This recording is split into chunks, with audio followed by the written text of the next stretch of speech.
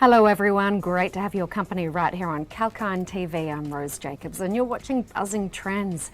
Today we'll be discussing why the majority of ASX-listed stocks are under pressure, but somehow the index is seeing some notable exceptions.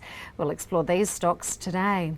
The Australian share market has traded on an uncertain note in the recent weeks.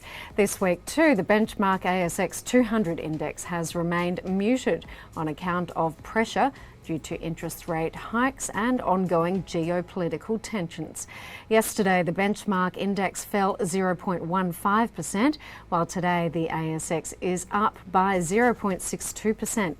Investors seem to be keeping a close eye on stocks that can beat the market even when it's down. On this note, let's look at three ASX-listed shares that hit their 52-week highs this week, starting with Origin Energy. It's an integrated energy company which is engaged in energy retailing, power generation and the natural gas production businesses in Australia, New Zealand and internationally. The energy stock hit a 52-week high of $7.08 yesterday Australian. It was the highest price for the company's shares since February 2020.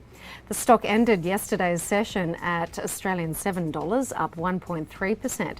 However, the stock surpassed its previous high and currently trading at $7.12, up by 1.64%. The 1% rise in the global crude oil prices could be the possible trigger for the Origin Energy share price surge. Along with the crude oil, coal prices have also risen by over 8% in global markets. Moving on to Coronado Global Resources, it is one of the largest producers of high-quality metallurgical coal in the world. It operates in two regions, that being Bowen Basin in Queensland and Australia, and also the Central Appalachian in the United States. The mining stock hit a new 52-week high of $2.43 yesterday. The stock ended yesterday's session at $2.38, up 0.42%. Today, the stock is trading at $2.46, up by 3.15%. The company recently reported record coal sales in the March quarter.